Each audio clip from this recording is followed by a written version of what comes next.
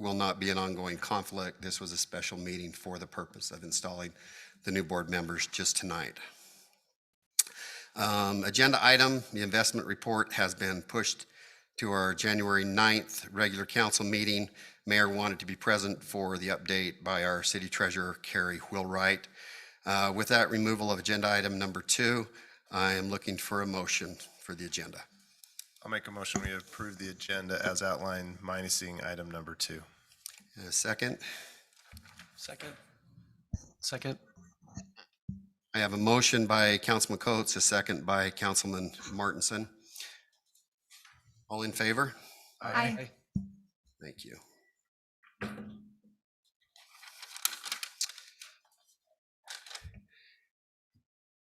Item number 3, agenda item number 3. We have friends from the Washington County Fair here tonight to present an update and discuss a kickoff party and parade. We welcome Susie, Marcia, and Ed here tonight. And if you guys would like to come up and tell us everything that we need to know about the county fair and the parade and the kickoff party. Okay, so I know that PD had a couple concerns and I think I addressed them, but it's the same as we've done last year, the year before, where we have our standard parade route that comes down 300, go to Telegraph, up Main Street, just 2 blocks. And then the kickoff party afterwards, which last year, I think because of moving it to April, we had a bigger turnout. It was so much cooler, a lot more entries than we've ever had for the county fair parade as well. I think we averaged about 70 entries last year versus the previous years were around 45, 50. So the cooler air definitely. Yeah. I will say, the commissioners love, the first time we did this parade in 2020, Commissioner Iverson was on our float and he said, I love this parade route. Let's have it here every year. The birthplace of the fair in 1861 was here in Washington City.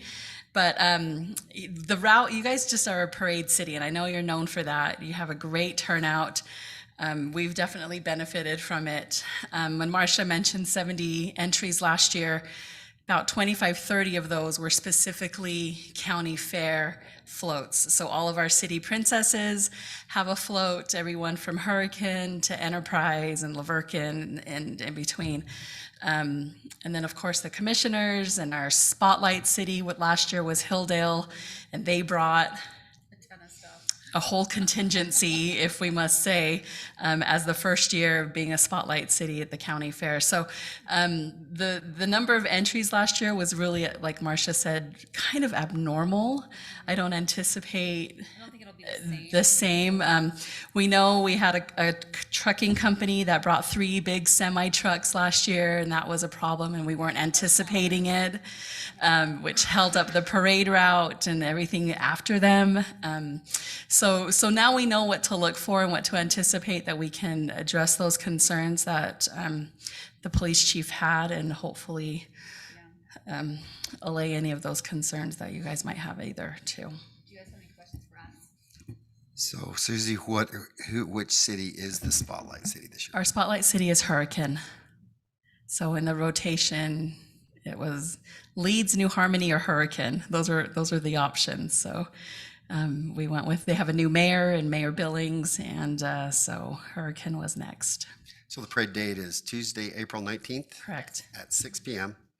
Kickoff party is after that. So technically we would do, 5:45, we would do a ribbon cutting, right? So yeah, we would do a ribbon cutting at 5:45 right in front of the museum with the Spotlight City. Usually have the princesses there and some of the fair board members and county, just to do a quick, and then they come right back to the start line.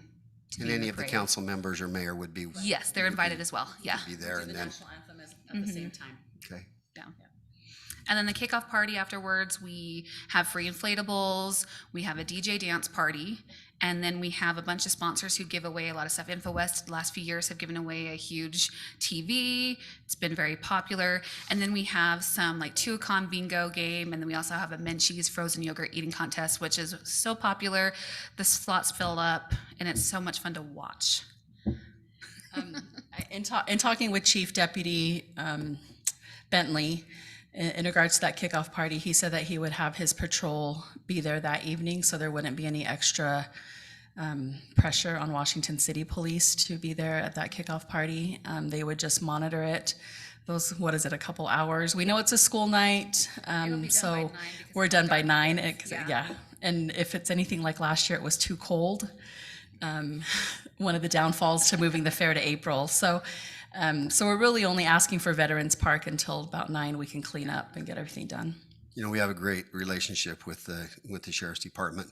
Maybe it'd be a good idea just to correlate that with Chief Williams, what that He looks said he like. had spoken with He had Chief spoken with Williams him. about it. Okay, Yeah, good. he Good. mentioned that to him. Any other questions? Just keep up the good work. Okay, thank you. Yeah, thank you for all you do.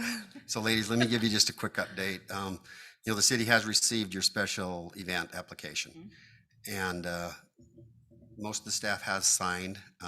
Yeah, I saw that. You're familiar with, you know, Chief Williams has made a suggestion Yeah. that we stage up 300 and not encumber Community Center Drive. We can do that. You're aware of that? Mhm. Ladies, I'm just wondering if it might be helpful also to move the registration desk Yeah, we would move it up so it would. to the Washington Elementary West It would be parking moved lot. up either to the corner or even a little bit further up. So we would look at and see where the best location would be for check-in and then line up.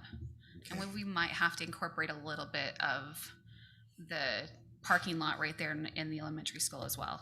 Okay, well, that sounds For that floats, sounds yeah. great. I think that's great cooperation, and we're hopeful to have this back on the regular meeting, council meeting agenda on February 23rd. Okay.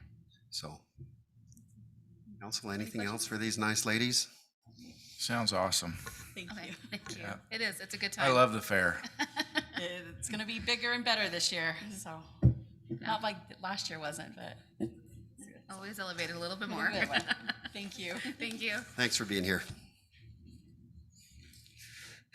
Agenda item number 4 is a review of proposed landscape conservation ordinance.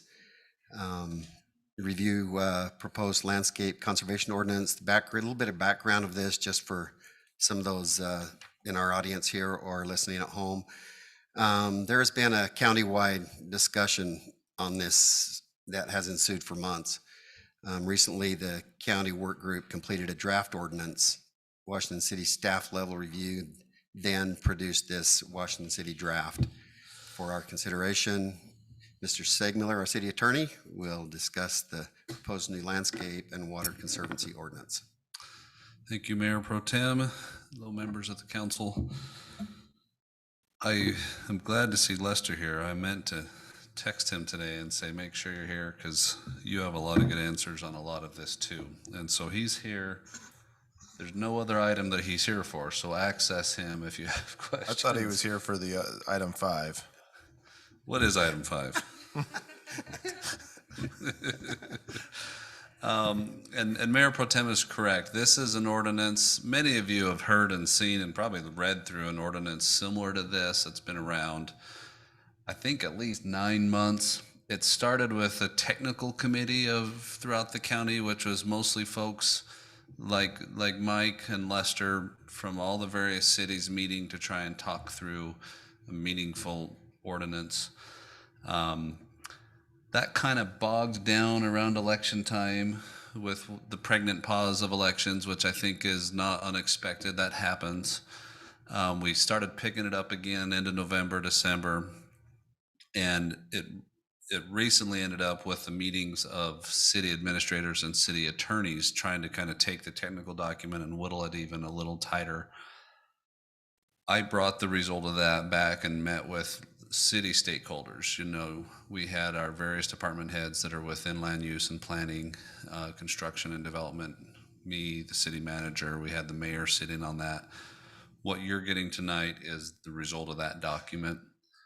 The goal is to bring it to you in a work session because we think that's a better practice, to give you, the council, a chance to work with an ordinance in work session. And then any feedback that you've got, I can incorporate and bring it back to you in a regular meeting where you can make a decision to pass or reject. Can we also mention there was a meeting yesterday with Washington, St. George, Santa Clara, and Ivans to kind of discuss trying to get on the same page with the different cities. So that's been one issue.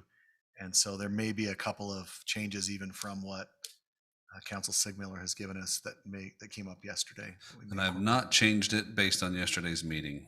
And so remember Manager Red's comments, especially as we get into this, there's some certain areas that are pretty specific. And if you want to say, what are other cities doing on this, or why is this here? I'm certain I've got an answer for you of some context. I'm happy to share that. There's no reason for that to be private or confidential. All of the meetings to develop this have been public meetings held according to open meetings law. I can comment on all of the reasons and the development of this document. So I really appreciate that. That's one of the things that comes up to my mind is that I know we're a different city, but all our builders work in all the cities around here. And so I'm trying to get it as close, because I mean, that's a complaint we hear all the time. Well, in St. George, they allow this, or Hurricane, they allow this. Why are you guys not? Why is your rules different than theirs? And they understand it's different cities, but it's hard for them to understand when one city will allow it and not another. Yeah. And I'm not saying we have to be 100%, but that's one thing I'd like to do is get us 99% really close and working together, because we all have different things, but we all get our water. We get the majority of our water from the same location. They might be different areas, but the Conservancy District is providing us with an amount, a Yeah. percentage of our water. We're fortunate that we have our own wells as well and our own treatment. But that's one of the things that I want to go through is make sure that we're not making something way too hard in our city that shouldn't be, that the other cities allowing. Because if we don't allow it and they do, then it's just kind of like, it seems weird, right? Because all the water's coming from the same place. Legislating hotspots for certain issues, absolutely. It is a little tricky to try to get Yeah. 7 municipalities to I'm not saying 7. agree. I'm saying the 4 that'll agree with us, it's close to us. That was the meeting yesterday was, Yeah. let's see if we can't get on the same page. And as we go through this, I think we'll show you a couple places where we had some discussion and see where you want to go. But I agree. Yeah, as much as we can, we want to be in similar areas. Now, there will be a few things that are maybe Ivan specific, that it's really important to their community, but it's not a major component of this. It would be a minor piece that they feel is super important. And we may have a few of those too, but. In response to your comments, I will state that of the last month or two's efforts, Washington City has been the farthest east city to participate in the county. And so there hasn't been a lot of participation from cities farther east than us with this concept. And if I could write the Bible on this, I would require that it be identical for every city, but that runs entirely contrary to the legislative function that city councils perform. And I don't get to write your Bible. You write your Bibles. Well, and I know we're connected to the city to the east, but their city starts way farther east on a lot of areas. I mean, there is some connectivity, but I'm more concerned about, because we are like, I don't think most residents could tell you where the boundary between St. George and Washington is. I can, but that's because I look at those boundaries all the time, but most people don't know. So Yeah. I think you're exactly right. I don't disagree with anything you've said. And within this document, as we get into the particular paragraphs, there are sections where I'll let you know, this is one where, the city of St. George wants to do it differently than it's written here. And here's what we understand they want at this time. They've taken it before their council, but haven't passed anything either. And so their documents in progress as well, and subject to, the political and legislative preferences of their council still. And so I cannot guarantee what theirs will become either, but they've been very active participants. Their staff have been active. They've had a very active role in this process, similar to what Washington and the other cities have had. And so they've been there. They've been interested in going this route. You may have seen a headline. They had a hearing last week about it. That, and portions of that got more coverage than really the meat of it all. But yeah, they're deep into the process like we are. all right, are we going to go through every section or? I'm not going to read it word for word, but I am going to scroll through it. I want you to have kind of the tedious walkthrough with your attorney. I'll stop you at sections that I think you should stop at and understand. I'll stop anywhere else you want me to stop as well. And so this is get to look at the painting with the painter, and tell them what you like and what you don't. The first page you can just skip at. This is the ordinance that you would sign after approval, but mostly it's formalities, statements as to why you're exercising your legislative authority to adopt this ordinance. We'd rarely have much debate about this document, and that would be signed and dated if passed by the council. Then we get into the actual Title 8, Chapter 8. This is where we get to the technicalities, the applicability paragraph. I just want to highlight the first sentence. Different sections of this ordinance relates to new development, rehabilitated landscaping, and that's capitalized because it's a defined term and definitions, and also new landscape. And so new development, new landscape, rehabilitated landscape. Those are the three areas we're trying to influence. Important to note for your constituents that nobody's yard that's already landscaped falls within any of those categories. Nobody's house that's already built is considered new development, rehabilitated landscape, or new landscape. And so this is good and bad, but the scope is very clear. We're looking at yards that get changed or new development. But you're talking, but even existing developments, if they go change more than 50% of their yard, they would be contingent to this. Correct. Existing landscaped projects. And that's countywide, they're liking that? We added rehabilitated projects for Washington City. All right. And so that's one that they want to see how we deal with it, but that's a Washington City specific provision. So if you don't have that, then it creates a huge loophole. You can build your house, put in the landscaping according to the ordinance, then immediately tear it out, put in whatever you want. So I realize it's a problem, but it also is a huge loophole if we don't have that. I understand we're trying to close a loophole, but I'm also, if someone has, so say, I'm just gonna example. Say they go in and decide to rip out all their grass and put in their pool, and all of a sudden they're contingent to this. Well, actually under this, that's a really interesting thing because pools are mentioned in here. Yeah.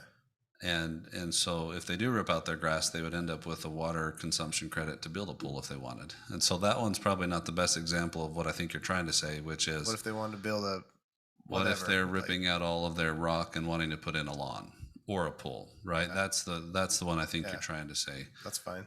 Either way, I mean, I'm just saying that makes me a little nervous, right? It's infringing on people's current property rights that they bought their house on, have their right to do, and they are here. They were here before the new, I'm going to say the new growth from this point on. Hmm. And we're telling them now that you can't do your yard how you always have in the past and want. So I'm just putting it out there for discussion. So So we're they- telling them, They can, up until the point that they redo more than 50% of it. Yeah. So they can leave it the way it is. They can upgrade, they can do little things, but as soon as you're tearing out more than half of your yard to do something else, So I have to just build it in phases so that Jeremy doesn't come yell at me. you're finding all the loopholes for everybody in a public meeting. just haven't even seen the particulars and he's found I'm three good of them. at it. So we'll just keep. Hey, we So- appreciate you tearing it apart a little bit because we want a good ordinance, right? So now you're going to add phases. No phases can be phases within 5 years and all that. Oh, we're not adding anything else. We can make this really complicated if we want to. We want our council to add, so we put it at 50% for obvious reason, right?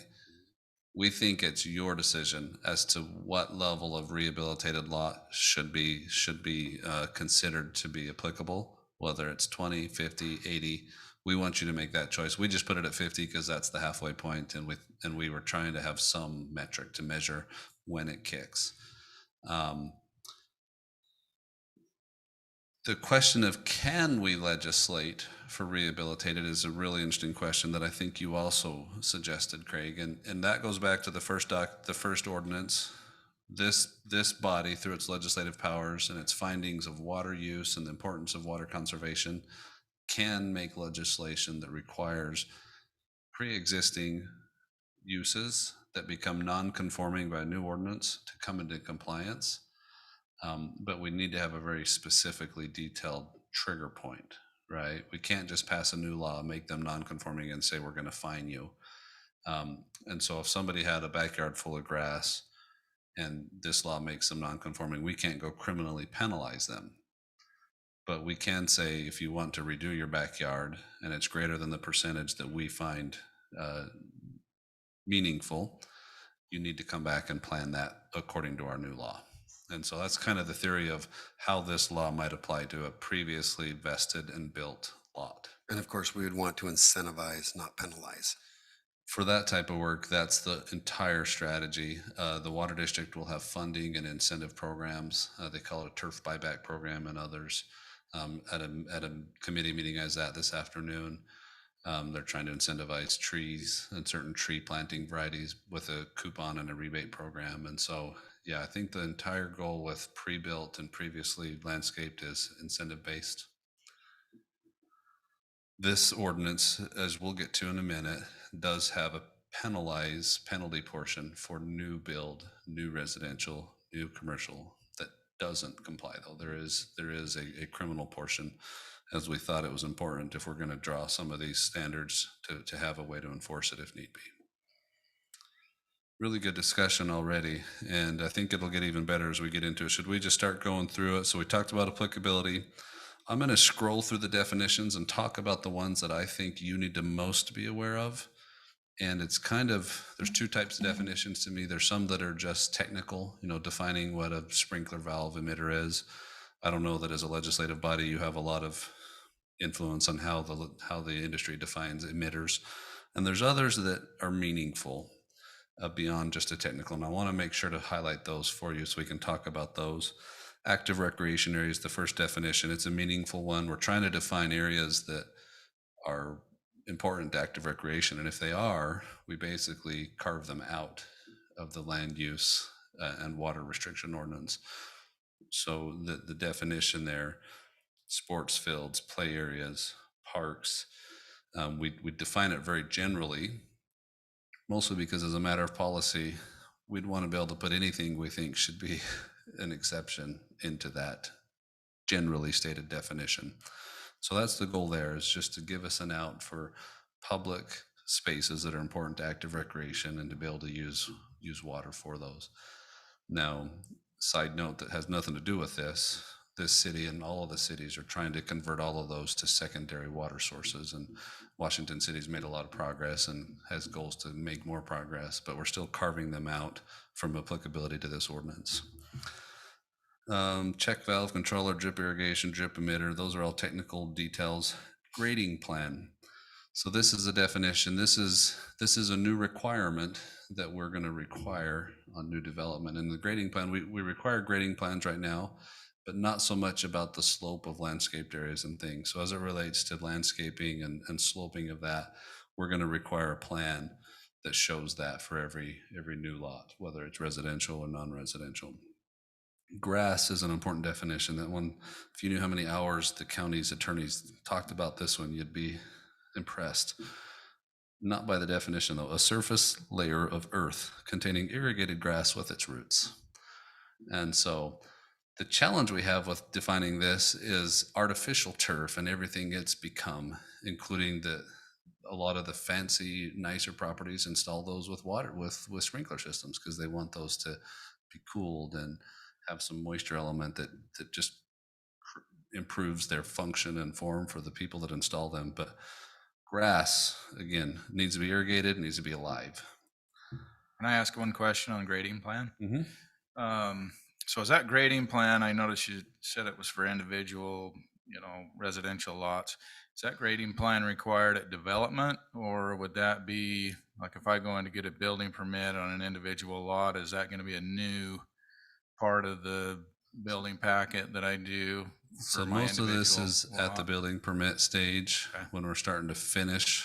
And so if we're developing 13 lots, there's a grading plan. There's a grading element to the planning we require. Development, right? But it's not about, the slope of the planted grass. Okay. It's not those things. And But so this will be for an individual building permit for correct. Okay. Correct.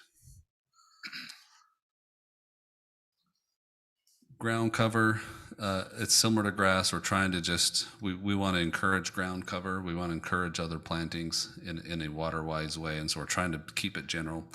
Hardscape is another one. This is something that we want you to encourage. We want to beautify And so this one is, landscape from non-living materials, concrete, boulder, brick, blacktop lumber, includes patios and decks and paths, but not driveways and sidewalks. The driveways and sidewalks are excluded because we're part of what it gets looked at is how much of your lot can be grassed, how much can be landscaped area. And so you would get credit for everything in that list except for driveways and sidewalks, right? We would expect you to landscape beyond just having a driveway and a sidewalk. Hydrozone's technical irrigation plan. This is another document that would be submitted at the building permit stage. You would need to submit a technical plan of irrigation, how you're going to accomplish, the water-wise, water-efficient irrigation for that lot. Are we requiring smart control boxes as part of this? We don't have to, but that's how it's written. So when I was reading this, I kind of got the idea that most of this stuff, including the irrigation plan and stuff, was mostly for commercial stuff, or is that just for the landscape architect? The irrigation plan will require to any new Residential. development, Okay. whether it's residential or non-residential, any new landscaping or any rehabilitated landscaping that meets the threshold that you set. You're saying they have to hire someone and do a plan? Not if you set your percentage right. Like if you set it, No, I'm saying new development.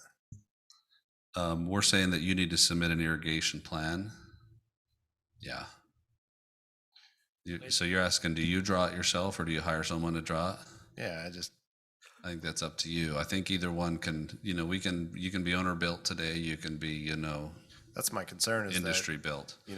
we've got this cost of living that's just out of control right now, and now we're saying you got to provide all these additional plans, and most people don't. I mean, I know someone that could go put into the sprinkler system and just go figure it out why they do it, right? Yeah. And then, but to draw up a plan and have it approved for the city, and then someone's got to come inspect it to make sure. I mean, are we getting so far as inspections now on these sprinkler lines? And We would have to. Correct. We would have to have plan review and inspection on the landscaping plans. On my briefing document, you may have noticed there is a financial impact to this ordinance. We don't have it perfectly studied or defined because we don't know what it's going to be, but absolutely there will be a review and an inspection element. Otherwise, why require it? Now, this council could say we don't want to review or inspect them, we just want to require it and let it go. But we tried to make it meaningful, and if the council doesn't like it, that's fine, don't adopt it. If you want to amend it, let us know how you want to amend it. But yeah, we wrote it so that if we're going to require something, there's a meaningful review and inspection associated with it. So for residential, I'm picturing kind of what we did with SWIP. Washington and some of the other cities got together and simplified the SWIP stuff so that a builder could go and, fill it out and it wasn't too big of a deal. So the same kind of thing could be done here. There could be some kind of a template that the cities provide and the contractor and the homeowner could fill it out and, but my understanding from reading it is on a commercial development, you probably have to have a landscape architect involved with more. Correct. Commercial essentially requires that you hire someone.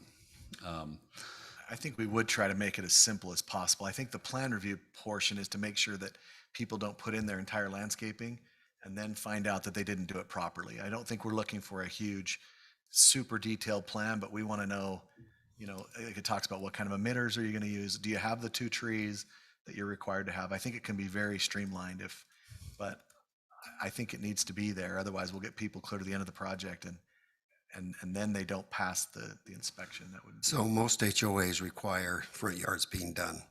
I'm just wondering if it would be possible to submit a landscape plan that would include their entire lot, because, we all understand the housing costs. And, with me and my house, it took me several years to get my backyard put in. What my question is that with your front yard having to be done, could they not submit a plan for the backyard to be approved at that time?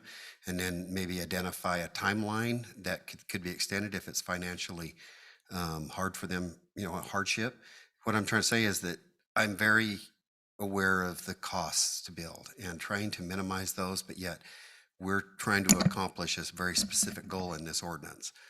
I think our concept is that the plan does not have to be built at occupancy. but we would like your plan to be contemplated and presented at the time we're considering your building permit and allowing you to build it and occupy it. And so if you want to finish the backyard or the side yard at a time that is better for you financially, family-wise, or any other reason, we don't want to tell you when you have to do it. So would a final inspection be based on having this documentation? The final inspection, well, to get a permit, you'd need to submit your plan. A final inspection would just say, did what you build comply with your plan? Well, the final, they would check it off, and if that was an item that wasn't done, then they wouldn't get final, is what I mean. Not necessarily. What we're saying is if what you did build, if it complied with your approved plan, and if portions of that are unbuilt at this point, our city's preference is that that just be left and you can finish it when it can. There's cities that are talking about requiring it all be built before you occupy. That way they can verify whether you've fully built out according to plan. As you can see, that's simpler to police. That's more simple to police, but like some of you probably recognize, it's not very consistent with historical practice. You know, a lot of backyards and side yards don't get finished until you've been in there and worn out a couch or so, right? And so it's just the reality of that's one of the houses are expensive, and sometimes you save up to finish your backyard just so you can get into that house, right? But certainly an irrigation plan and what would be part of what we would expect gets submitted for a building permit. We define landscape architect in there. I don't know that that shouldn't be any surprise to you. Landscape area is an important one because, again, later in the descriptions, they talk about what can and can't be within the landscape area. Landscape designer is another definition of again, they don't have to be a professional architect at this point. A landscape designer could submit your irrigation plan. Staff would review it, trying to verify things like, is your irrigated grass on the same valve as your cacti? And if it is, staff would express a concern. Look, you've got two totally different plants on the same valve, and it's going to be difficult to manage them efficiently. So, install a valve or change your valving plan, right? And so to Councilman Coates, it doesn't have to be an architect to submit your irrigation plan. On commercial, it probably needs to be. So we can submit a hand sketch on a napkin if needed. Do we still accept napkins? I don't think we accept napkins anymore, but yeah. I'm just gonna be honest. I think that's overkill for a residential home. If I put my own landscaping in, I did it afterwards. I pecked away at it for 3 or 4 years, and I think it's crazy that you have to. I'm all about if you got to submit a plan, and I can go draw them, right? Like I can do that. I would hate anyone else who doesn't have that capability to draw them, that they could take a piece of paper, sketch out their house, say I'm doing my lines here and here, this is it. I think we got to be very loose about accepting what we're accepting. Except that we want more than just where your lines go. We want to know what they're watering, right? Because we're trying to verify that your lines and your uses are efficient. And so we're going to go a little farther. But then you're like, hey, I got to know all my plants. I didn't know my plants. I went to the plant shop and said, what do you have? Okay, I like that. I still don't know the names of them. But part of that's just because you weren't required to know them yet, right? Part of your experience is the regulations under which you built. I know, but so this is trying to propose an ordinance for new builders, new growth to I think we need to simplify it. I'm just going to be honest. I think we need to say we have this grass and planting plants here. I don't think we should get into what type of trees, what type of this. We should have our recommended trees for desert, but I just think we're just getting too far in the weeds, in my opinion, right now. So there's just recommended trees and plants at this point. But if you want to simplify it from this, you'll be the only city that's going that direction. The others are going the opposite direction than that. It's good. So the list is just recommended, like you just recommended it. You just recommend it. So it's not, you don't have to. Well, at this point, there's nothing that says you have to, install cacti here. There's a list that we just point everybody in our ordinance to the water district's list for water-wise plants and trees in this area. That said, you could still plant a Kentucky bluegrass lawn as long as it doesn't exceed the allowable irrigated lawn. And I use Kentucky bluegrass because everybody thinks it's not suited for this area. It's a high water use grass that looks great and feels great, but nobody that looks at desert planting thinks it should be planted here. I like it though. So I think we can do both. I mean, I think we can get the information that we want at building permit time, but I think we can also make it easy. Somebody, I mean, not easy, but doable by the average builder or homeowner. The city can come up with some kind of standard template. This is what we want, even like, like for SWIP, for instance, the first couple of years was kind of a nightmare, but then the cities got together and kind of made it simple. And now it's very simple. I can, at first it took me 2 or 3 or 4 hours to go through the SWIP stuff to get it ready to turn in. Now I can do it in 30 minutes, because they came up with a template that made it easy. They get the information that they want, and it's pretty easy. So I think we can do it both ways. It's certainly another paper in the packet that the doctor's It is, office hands you, yeah. right? Like it's certainly something you're gonna have to manage. But I think we agree it doesn't have to be. Doesn't have to be hard. It doesn't have to be a deal killer. I really like your comment. I think that's a good challenge for the staff to come up with something that we can show you. The vast majority are probably going to be tract built type properties, and they'll come in and they'll do their entire subdivision. They'll have a planting. They'll take care of it. But for the individual who is doing their own backyard, which is probably more rare than it used to be, I think we do need to have. That's a good challenge for the staff to come up with a real simple thing that we can show you, so that as we pass this, we're not putting some burdensome regulation on the residents. But the goal is to get to that water conservation number, and the more that we start that strong at the beginning, the better chance we have of getting to that number. So we want to be clear, but make it easy if we possibly can. Most architectural control committees now require a landscaping plan similar to this. So I don't think it's not going to be new to a lot of builders anyway. Yeah. So. One thing that was pretty commonly resonated in the work groups countywide is that we feel like development right now is compliant mostly with all of this. Like what's showing up as the finished product, nobody perceives as excessive, as wasteful. We feel like so the feeling that industry is already trying to be water wise exists. And so in a lot of ways on the residential especially, this is codifying what is already appearing to be the practice, but also creates some opportunities where there needs to be some enforcement. Mulch, we all know what that is. Park strip gets mentioned a few times here. The biggest issue is we're just trying to define places that have traditionally had really inefficient irrigated grass, and so this ordinance would make it unlawful to plant grass in park strips or any strips that are of a narrow width. Plant list, Councilmember Casperson, you'll see that it's just locally adaptable and environmentally sustainable plants, and we refer you to the water district's planting list, and the water district's happy to kind of take the burden of maintaining a planting list. Planting plan, you'll notice up above there is the landscape plan. In landscape plan, we want to know location and species, right? Planting plan, we're asking you to get that specific. Again, trying to have an ordinance that encourages water-wise landscaping and plant and tree selection. Pool, we've got a section in here for pools.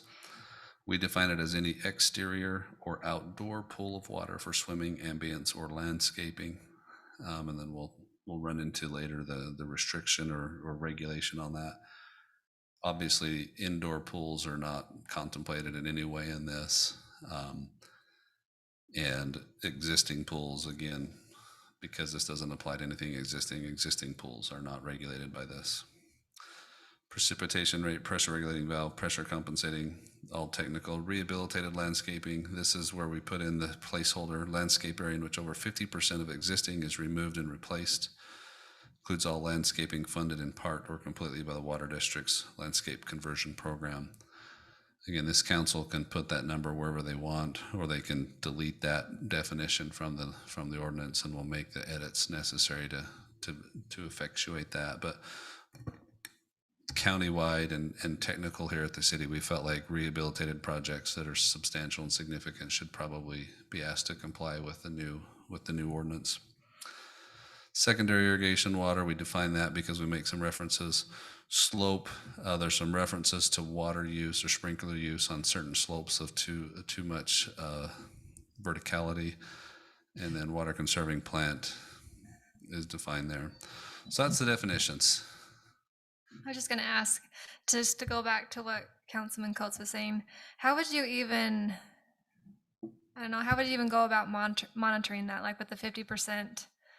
I don't know, because like he said, someone could do 25% here, 25. Right now, we don't track landscaping once we've issued a building permit, right? And so Councilman Coates' example, the city didn't go follow, what he was doing in his backyard and when or how.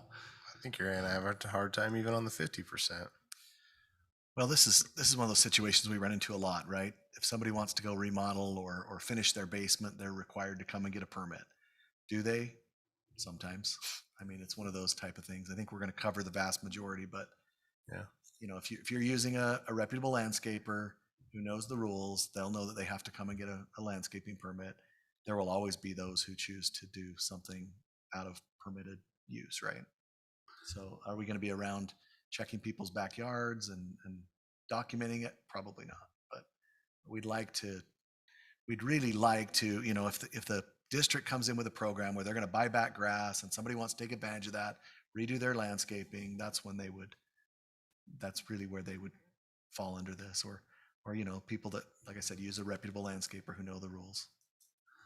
Yeah, we don't have any position or employee who does this currently.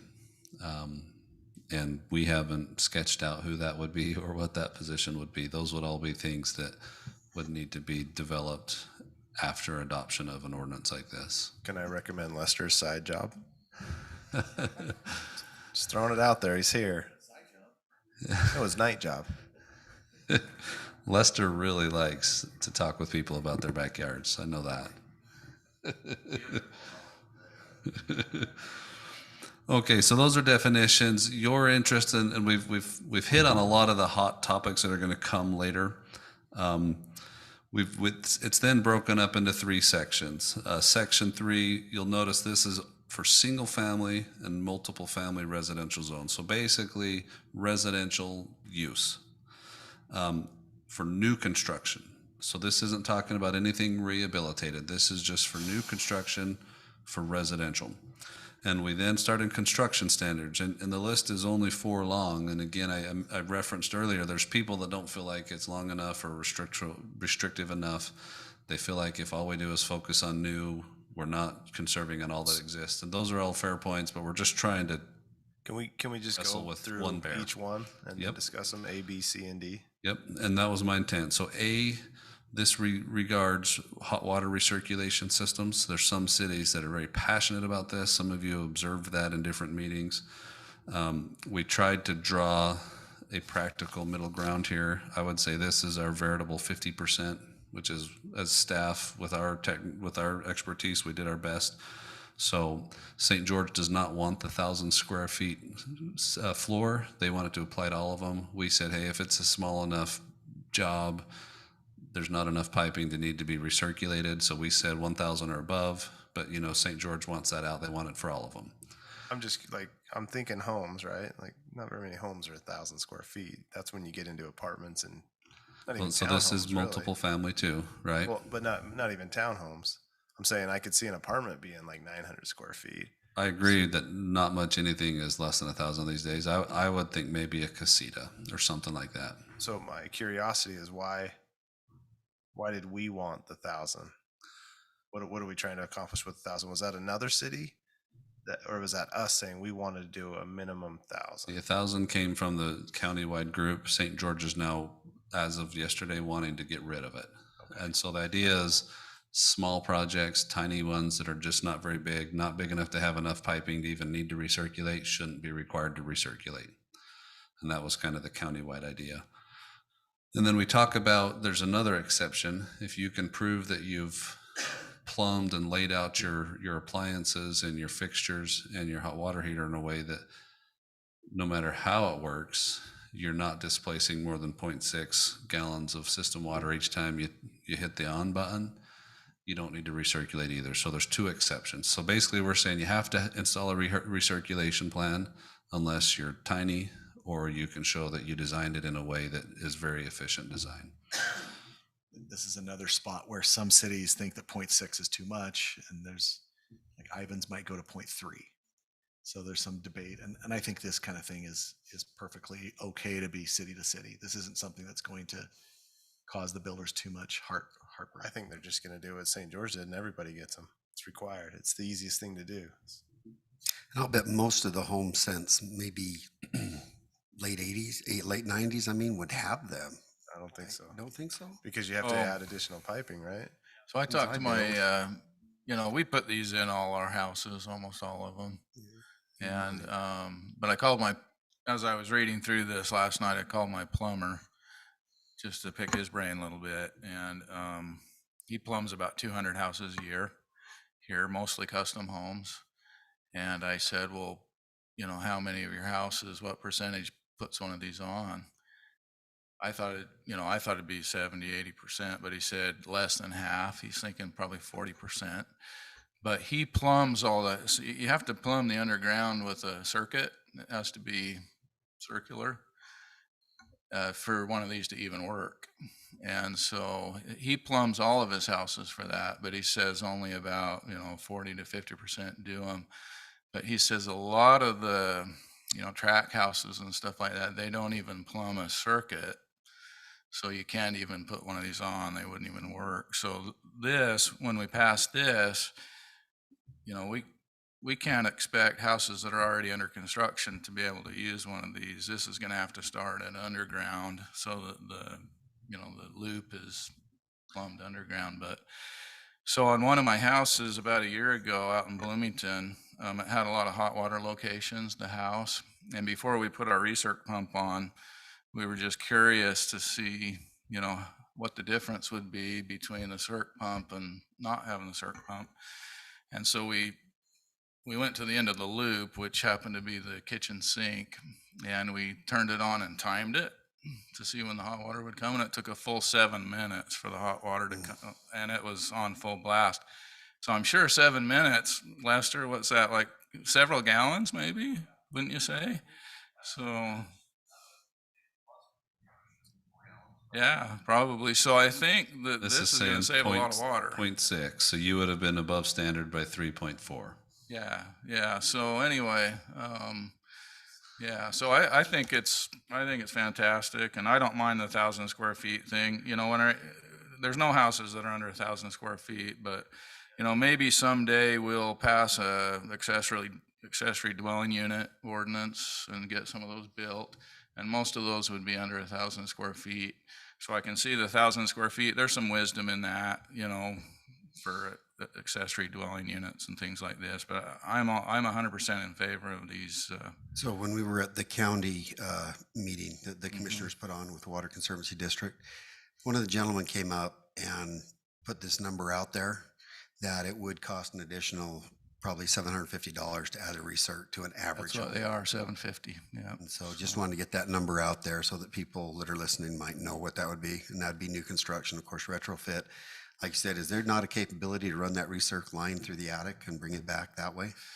I don't know, maybe. I don't know much about plumbing, to be honest. I asked about it when I built my house and they told me no. I said, can we do it afterwards? And they're like, nope, it's got to be done now. You can. Yeah, you most of probably it's can't do it- underground, You so- can't do it to code afterwards. Like I don't think you're going to have our inspectors very happy seeing water lines come from foundation up through the attic, across 3 rooms, and down the other side, right? And so, Well, you could want you? that above you either? My grandpa could have probably figured that out, but I don't know that the inspectors would have approved it.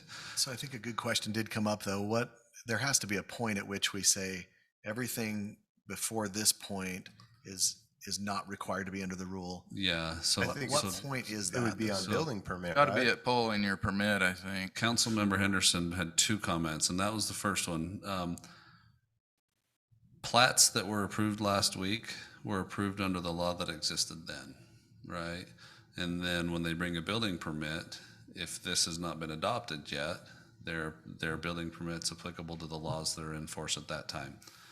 And so no builders or applicants for building permits are going to have to comply with this unless and until we've held the requisite public hearings and then given it the requisite public time before it becomes effective. Second, you said something that reminded me. I don't think any city thinks this is the end draft. We're trying to get something on the books to start with, and we fully understand that experience with this ordinance and just growth in the industry is probably going to cause it to need to be amended and changed and maybe repealed. You know, on this hot water recycling, there's these on-demand heaters now that are installed literally underneath the fixture. And if those become, used throughout, this paragraph is obsolete, right? Doesn't exist yet, but there's a lot of those coming into the nicer facilities, and so it might become obsolete. We don't know. Have a built-in pump, so Yeah, and you just put cold water to the heater, and then it does what you ask it to. And 12 inches of line from there to the fixture or something. yeah. Well, most of the on-demand ones are a big unit, like in the laundry room, and they have their automatic recirc. So they recirc anyway. Mhm, Yeah. Anyway, so that's recirculation, and yeah, this is kind of the middle ground we drew for our city, what we thought our council would want to look at, but there's certainly cities that want smaller gallonage and others that don't want to deal with the possibility of tiny stuff. They just remove it all. Ivan's, I think, is just going to say everybody has to do recirc no matter what, period. And I understand where they're coming from on that. Paragraph B, this just says you have to install water sense labeled fixtures. Most of the supply houses are already kind of at the point where this is about all you can buy, but you can get some that aren't. This would require that they be water sense, that they be efficient fixtures. So WaterSense is just a EPA certification. It's not a specific I don't know brand. that it's EPA. It's kind of like the granola bars that are certified organic and that aren't. It's really a nonprofit certification, but the industry has adopted it. And so the organic granola bars use ingredients from the same suppliers, often are packaged in the same packaging facilities as the non-organic ones, but they've paid a little money and modified their practices to produce a result that's compliant with the certification, and that's what WaterSense is. There's some question as to whether cities can require B and C, because C is that your appliances have to be Energy Star, which again is another just nonprofit certification for appliances. There's a bill in the legislature trying to make it clear that cities can do that. But there's some legal question, can a city really enforce this on us?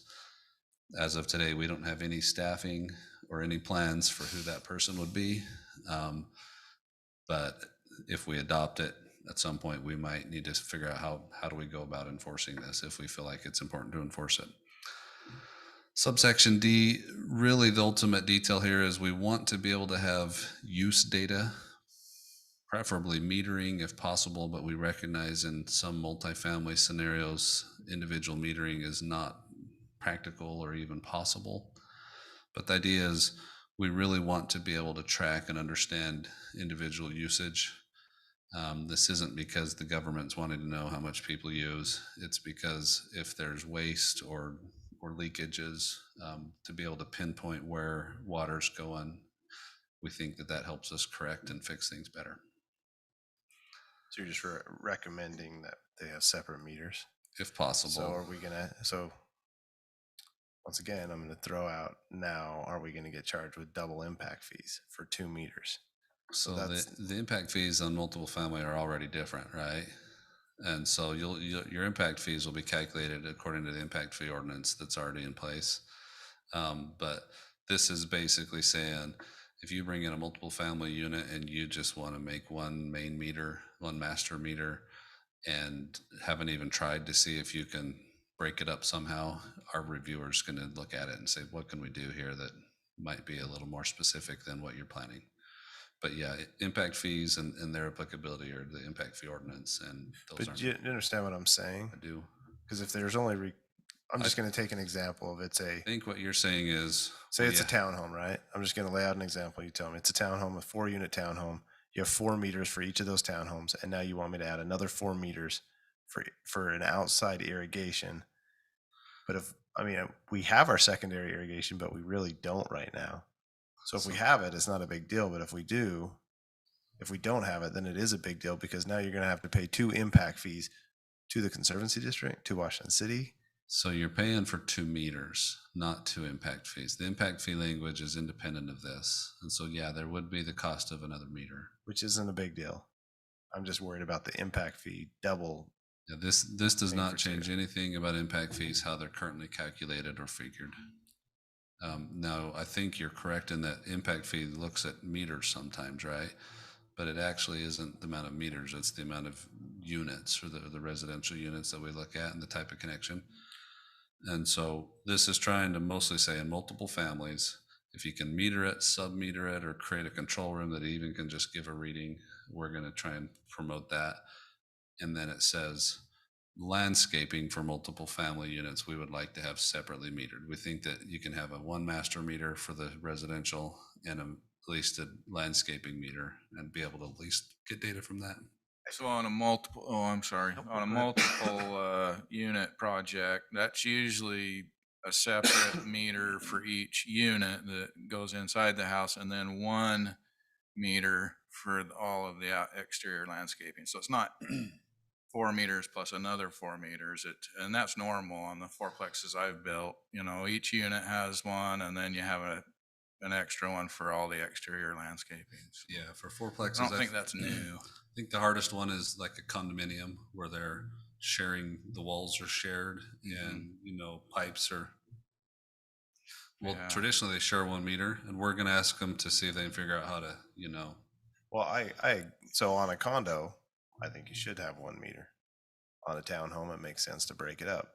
But and I see what you're saying on, if you have a townhome, like the irrigation's probably on 1 meter, but they'll make you pay for 5 impact fees. They'll make you pay for the 4 for the house and 1 for the landscaping. So who will make you pay for that? If you pull a meter, so my experience is with St. George, they make you pay for a separate impact fee for that meter for the landscaping, even though you're paying for separate meters for the houses. I think you've brought up a good concern, and I think it's one we'll go ahead and look at, and we can bring some information back, because if we need to work with the Conservancy District on that, their goal again is to save water. It shouldn't be to add extra cost. So we'll work with them on that. I would mention, just for everyone here, we do have a hard break at 5:30 to set up for Planning Commission. And I know you have the opioid discussion, so.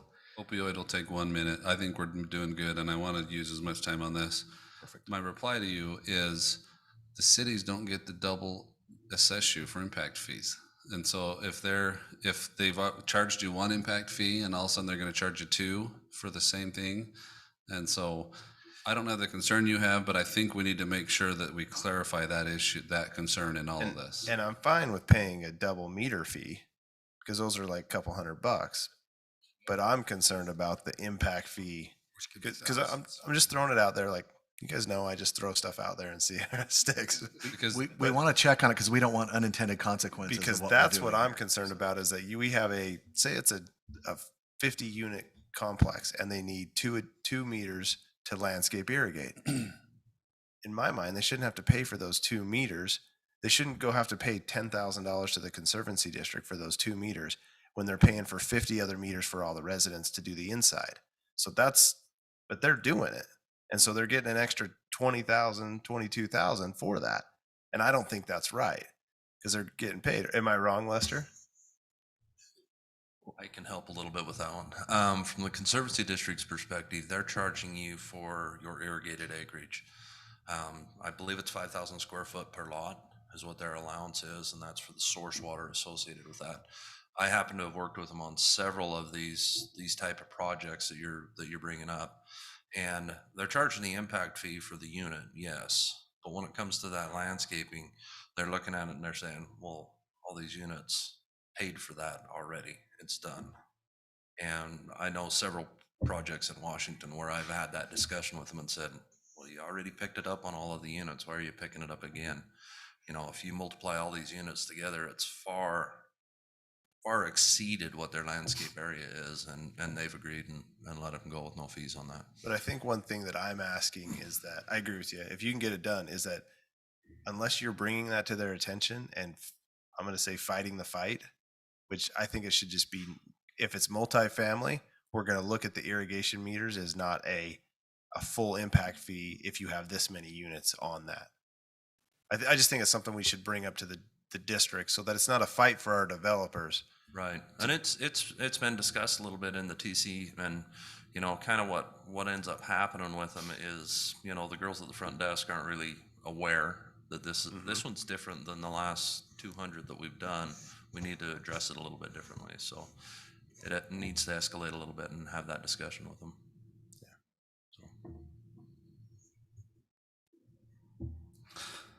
So the calculation for the impact fee is not impacted by this ordinance, and my legal position is that'll be whatever it was before.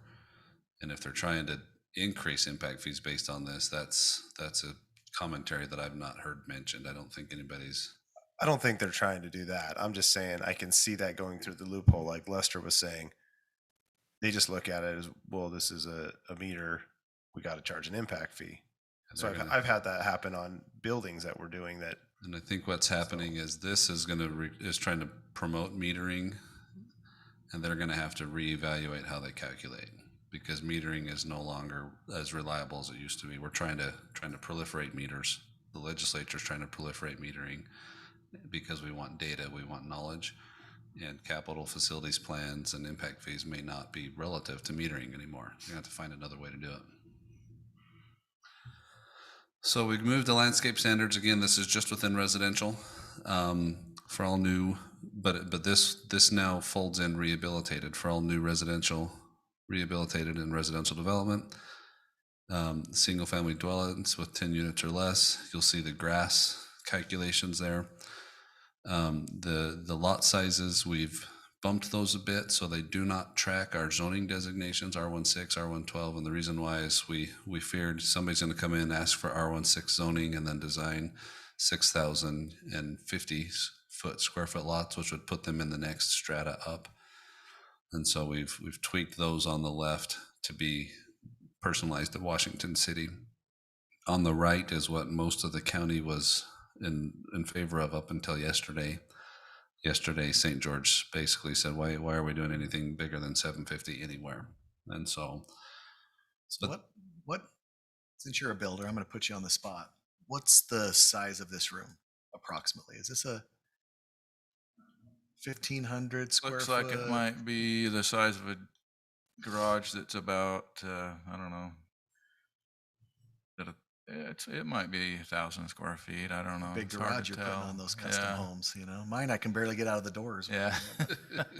Say I don't know. 1,500 I'm square guessing feet, it's that's about 1,000 square feet. I don't know. I mean, that's a lot of grass. Yeah. That's a lot of grass. If this is 1,000 square feet, and that was sort of St. George's, you know, we're running into this where this is becoming a real problem, and that kind of, you know, we put some stuff together, and the three of us and Mayor Staley went to that meeting yesterday over in St. George, and they're kind of saying, look, why?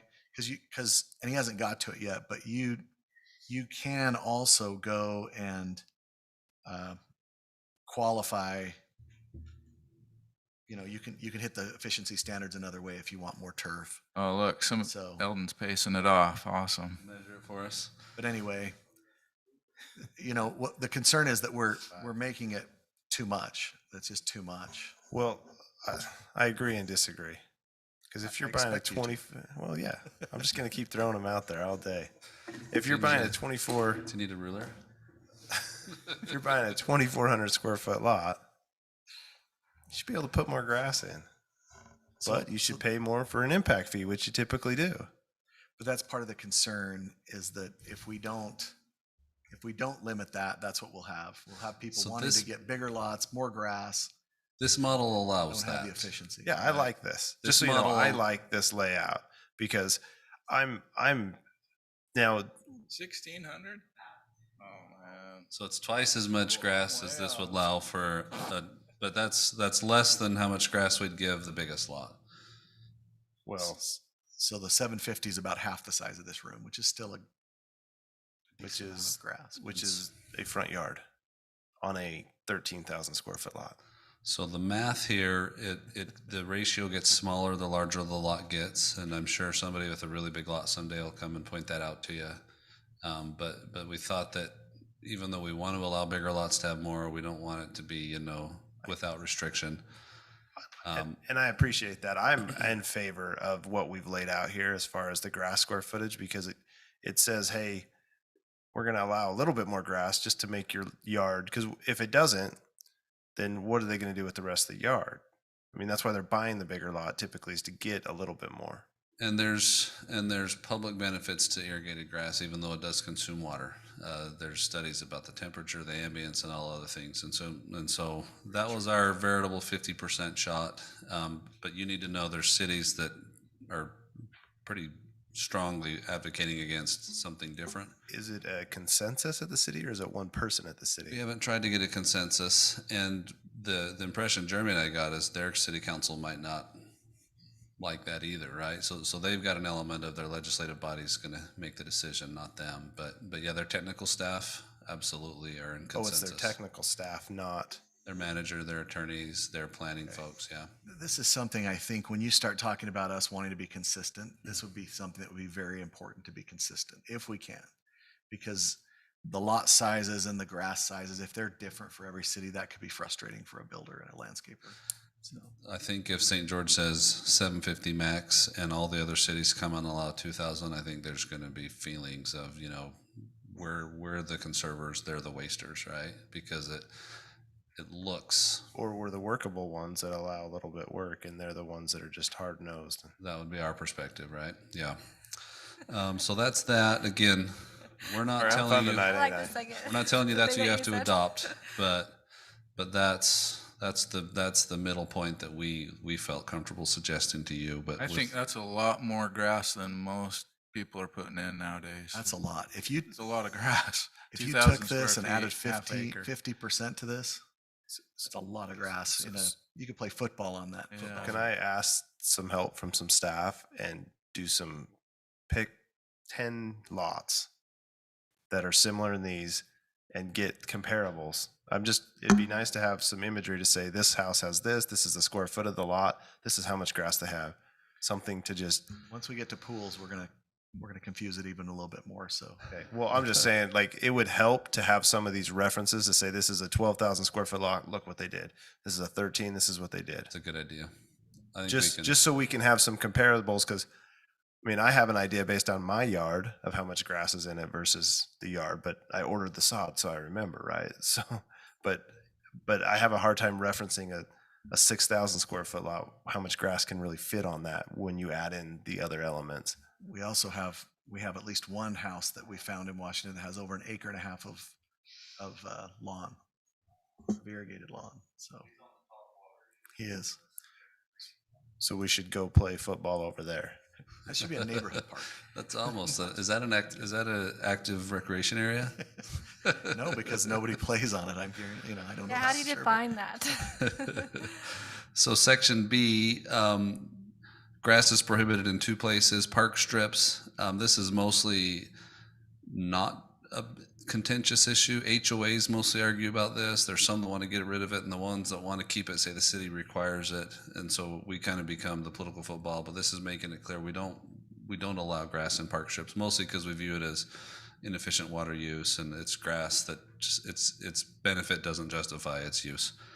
But we do want park strips to be landscaped and beautified. We don't want just, terrible park strips. And then it also says if your landscape area that you're proposing to be grassed is less wide than 8 feet, it's prohibited. In other words, really narrow grass areas are also really inefficient. It's just difficult for the irrigation to target just that. And so if it's narrower than 8 feet, it's prohibited. And if it's got a slope that exceeds a 15% reading, That consistent with the other. yes, this one hasn't had hardly any debate at all. It's pretty much consistent with everybody. And then C, again, this is landscaping for residential, at least a minimum of 2 water efficient shade trees with a caliper 1.5 inch of trunk. And then multifamily need to just putting in as many trees as staff tells them they have to put in. In other words, there would be a staff review and they try to decide how many trees make sense for that project. The goal here is, while we're restricting water use, we don't want to just have a city of ground rock. And so we want a minimum of 2. We did not put a maximum. If they can put 8, water efficient trees into the landscaping, I think we would be happy with that. But we want to mandate some. On the 1.5 caliber, I know on a project I had a few years ago, they couldn't even find 1.5 inches. So I'm sitting here going, why are we?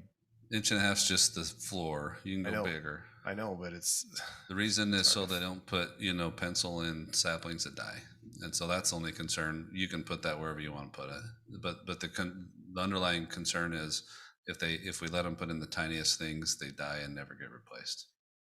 Well, that shade sooner also.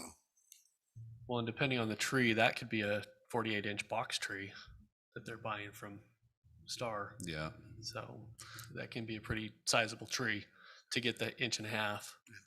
that's just big, is all I'm saying. I understand your point, and I agree. We don't want twigs that go in, but I don't think we have a lot of investment in that number. We can put it wherever you want. I'm just wondering if 1 inch is, I would ask, I mean, Councilman Mortensen, you worked in that field for a little bit. Is that?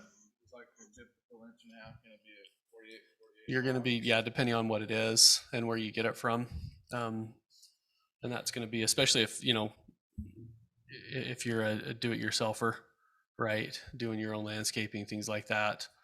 Getting a 48-inch box tree in the back of your truck and then getting it out is going to take pizza and 6-pack of soda for guys to get it out of your truck. And so, yeah, I mean, we could maybe say 24-inch box, maybe. Yeah, what if we left it at a box size versus a tree caliber? Whatever you want it to be, I'll put in there. I don't know that I can't see. I think we just put we put a metric, A number. whatever metric makes sense. I'm okay with. I think we could also just remove the size and just let our planning staff kind of decide whether they're putting in saplings that are going to die or not, right? I don't know that the size of the tree is really the critical part of this whole exercise.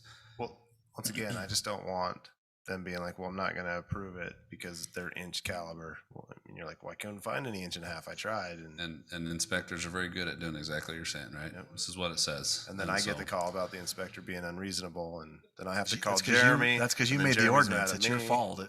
Washington takes the size of the tree out of its ordinance. I don't think that your neighboring cities are going to feel like you're wasteful. I think they might say, man, their landscape's going to all die next year, right? But yeah, I don't think It's not a wastefulness issue. that's not an area that we focused a lot on. And I think it's an easy one to just delete. And then you'll see multiple families. Again, the multiple families will have to look lower below at the commercial standards. 8.3, we talk about really the HOA documentation. Basically what this says is any HOA documentation recorded after this is passed is unenforceable if it requires things that this does not allow. We don't touch the previously recorded documents. Just because there's a lot of questions of law there. We're not trying to change existing HOAs, but any HOA documents that are recorded after this would preempt any interpretation of conflict of law. 8.4, we talk about pools. We say in there that a pool is considered a consumptive use of potable water, and any landscape that includes a pool shall limit the extent of all potable treated water consumptive uses to achieve the effect that the landscape plan shall not use a greater amount of water than a property would be permitted to consume if the landscape plan did not include a pool. What that's basically saying is you can't max out your grass allocation and a pool. If you want a pool, your grass is going to need to be reduced because grass is the other consumptive use. There might be somebody that says, I want 45 crepe myrtles. And so we might have a rare situation where most of their consumption is on desert trees that are beautiful flowering trees or whatever. But most likely it's going to be grass pool balance. What we're saying is you don't get to have a pool and increase your consumptive use over what we would allow a non-pooled yard. There's not a lot of science in here as far as, which one uses more or less. There's been a lot of debate on that in the work groups. we do believe that pools are a consumptive use, that if we're trying to be more water efficient, our ordinance should talk about them somehow. So back to the reuse or the redo, because a lot of people put in pools after the fact. So say you're taking out, just gonna throw this out here, say we take out, did you say 40 acre? No, well, that's what I'm saying is that, say you take out, say you put your pool where your grass is, but your grass existing was still over the required amount, you have to go redo your entire yard. So I think in that scenario, the question is, are you redoing 50% of your yard or more? And if you are, then we're going to review what you're doing. Does that make sense? And So I need to do if what you're doing is 49.9% to put in a pool. if what you're doing is putting all the grass somewhere else and adding a pool, our staff are going to say, look, you're kind of double dipping. If what you're doing is removing grass, adding a pool, I think our staff are going to say, oh, it looks like you're trying to not double dip. Because it's at least not greater than the use of the grass. We don't feel like a pool's probably some percentage less than grass. And there was a whole bunch of debate on this too. We'd have to do a lot more research, but it's, I think if you took out grass, put in the pool, you're good. So per the state code, it's less. But if you act at the actual water usage, it's closer than you would think. Yeah, and state code doesn't count the initial fill gallonage, right? So they don't look at how many gallons you put in just to fill the thing. And so it's impossible to compare grass and pools. They're totally different animals. We want our ordinance to acknowledge that both are consumers of water and try and have a balance that's drawn. At the end of the day, I think our only concern is that we let somebody max their grass and put a pool. It becomes almost a benefit. Like pool users get to use more water per our policy, and we think that the policy should try and balance. But do you recommend a percentage of pool versus grass or a straight across? There's So if nothing it's in there. 750 square feet, you can't put in your 500 square feet of pool and 500 square feet of grass? I think that as it's written now, if you wanted to come and propose that and tell the inspector, we're also putting a cover on the pool that limits evaporation. I think that this creates room for technical folks to talk through the technicalities and try and get approval on technical elements. Mr. Signaler, would you talk briefly about pool covers? We have about 10 minutes left. I don't have anything to say about pool covers. This doesn't require pool covers. Many cities already have ordinances about pool covers. This one is just trying to say if you're going to install a pool and use water, our ordinance on conservation views that as consumptive, so we're going to ask you to reduce in other consumptive uses. There was a lot of discussion on pool covers, and I think it gets really difficult, especially because in the summer, a lot of people don't like to cover their pool because it heats the pool too much, and that's when all the evaporation's happening. So Boiling hot dogs or something. I think, like he said, if we assume that it's not going to be covered, it's going to be evaporating, we'll be okay. If they can show they have an automatic pool cover or they've purchased one that they're going to keep on there even in the summer months, I think we could have some flexibility. They can show we're installing the concrete in a way that water that drips on the deck flows in, right? Like there's ways to build an efficient pool too, and if they want to come show that, I think they can. It's against state code too. You have to drain it away for like 5 feet. And That's then it has to go back anyway. in. Again, I'm not a give pool you a hard guy. time.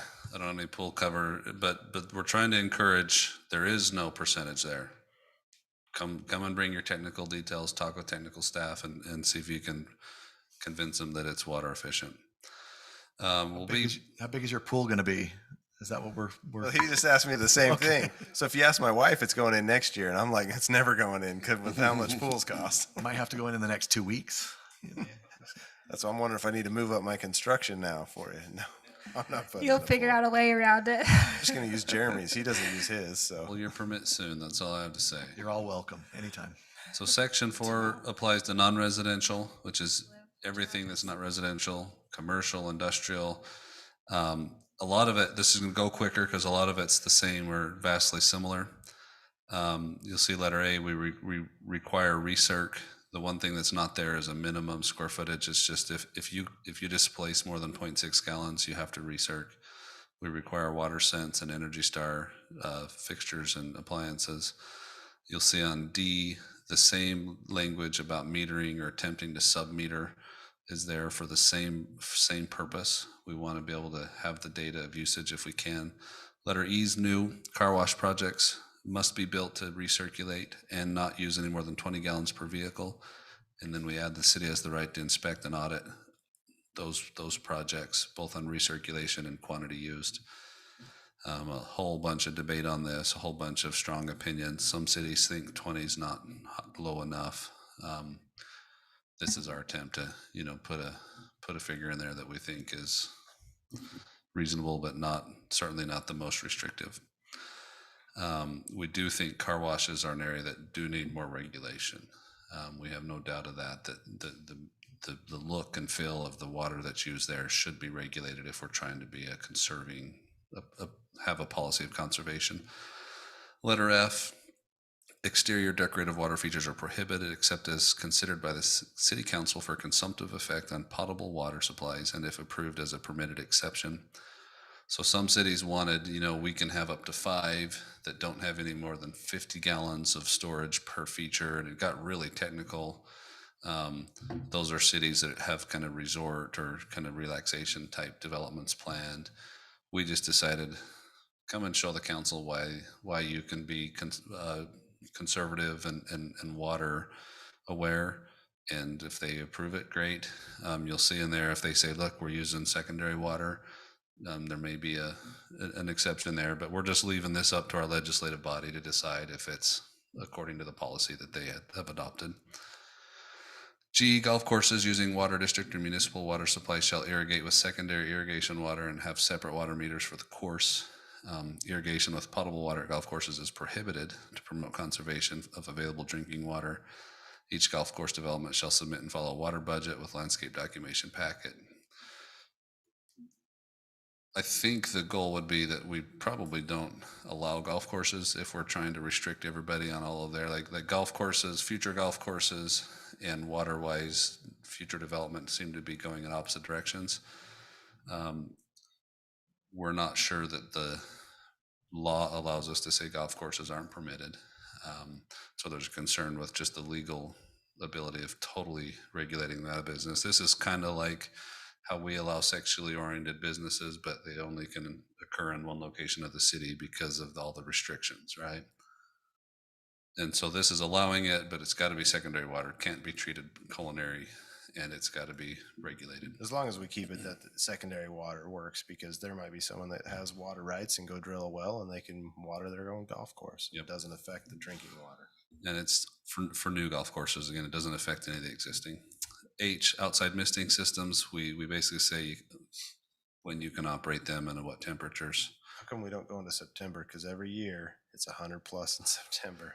I want to install my misting system right now so that I'm grandfathered in September. But yeah, I don't imagine we're going to spend a lot of time regulating misting systems, but that's in there. I'm just wondering where this came from. It surprised me that it was even in here. That wasn't important to a city. It wasn't important to one city. It's in there, and as Washington City trying to be as common as possible amongst the county, we're okay with it. Outdoor or exterior pools are prohibited in non-residential except as approved by the city council. So we're treating outdoor pools on non-residential like water features. They got to come and show you why it's important. So if it's a business use that's building an outdoor pool, they got to come talk to you, convince you why it's, why you should allow it. Mr. Segmiller, I'm wondering if that is a good place for us to move on. Is there anything Let's else you'd pause like right to there. add? I will talk opioid quickly. So back in November. Just 1 sec. Council, do you have any further questions regarding the landscape ordinance? We're you'd almost like to ask? done. Well, We have some good questions, and I think we'll have to put it back on another let's agenda. pause it there. If you had any specific questions, you could check with Council. Yeah, But and we the have only a question that I had was if aeration's ever been talked about. I mean, that was one of my first enterprises. Aeration in lawns. So in grass, to aerate grass. But before we move on, any other questions for Mr. Segmiller on this agenda item? No, I just wanted to make a note that Clark County does, you're talking about the 20 gallons per car on car wash. Clark County's restriction is 10. Yeah. And that's been in place for years. So just something to consider with the 20 versus 10. Well, we recognize as a city, we have a responsibility as well to conserve water every way we can in considering new parks and all those things. And we encourage our staff and employees that as they're out doing their duties, that if they see something that can benefit, please bring that forward. And of course, you know, the challenge here in this ordinance is not to burden the citizenry, you know, while achieving conservation goals. So let's move on to agenda item 5. This is also Mr. Segmiller. This is a discussion regarding the opioid settlement. So I'm sure you've all heard somewhere that there's an opioid lawsuit between the governments and the manufacturers. Washington City has not been a party to that lawsuit. We do not plan to ever sue any opioid manufacturers, but the lawsuit has still come home to roost. We first heard about it back in November. Manager Red and I discussed it, and there was no imminent time frame. Elections were underway, and we just kind of said, we'll talk about it later. We're now at the point where there is an imminent time frame. We have been approached by the Washington County attorneys. Multiple of their attorneys have talked with me in the last week or two. They've had their outside attorneys call me. The gist of it is this. There's a settlement that the states are loving, that they're wanting to take. You may have seen today that the Native American tribes closed their settlement. There's a settlement that the cities, the litigants really like. If Washington City will sign a release on behalf of its interests, Washington County and the state of Utah will get increased monies under the settlement. And so the settlement payout is tied to how many of the citizens and municipalities join. The settlement does not contemplate on its face any money coming to Washington City. In theory, we could approach the county or the state and say, hey, you got settlement money. We would like you to, you know, share some of that with us for X, Y, or Z. So that opportunity still exists. But in reality, the counties and the states sued because the counties and the states are the one that incurred most of the opioid related expenses. And so we can join it because we want to help the county and the state get as much money as they can from the manufacturers. And So that would be what's great. Or we can not join it because we don't feel like it matters, and that would also be great. What's their, I haven't been following the lawsuit, so what's their claim? Is that all the additional cost that comes on to all these agencies to manage all the opioid problems? Yeah, from my time on the Justice Court, 50% of our DUIs aren't alcohol related, right?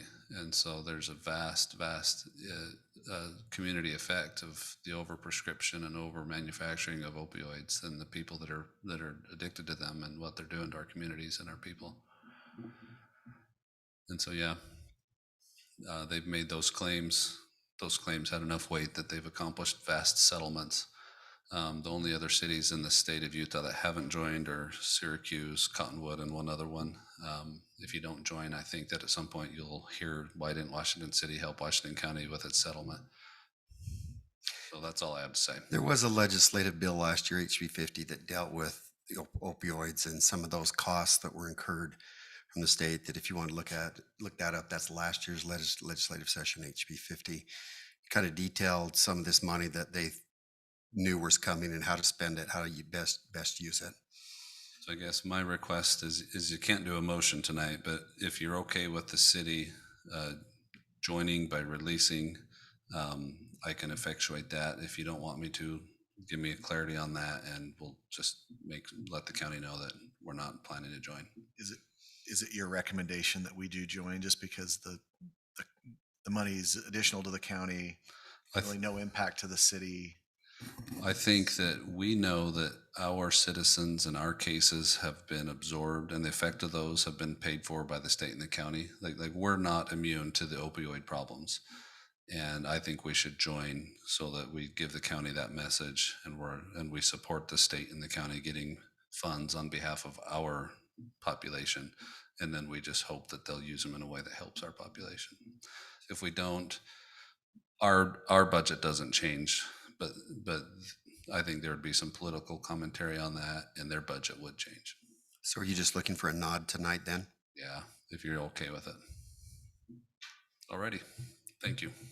Thank you. Any other questions for Mr. Segmiller? Thank you. Well, that was a good discussion. I appreciate everyone's involvement and the prepared council members here tonight. That was well done.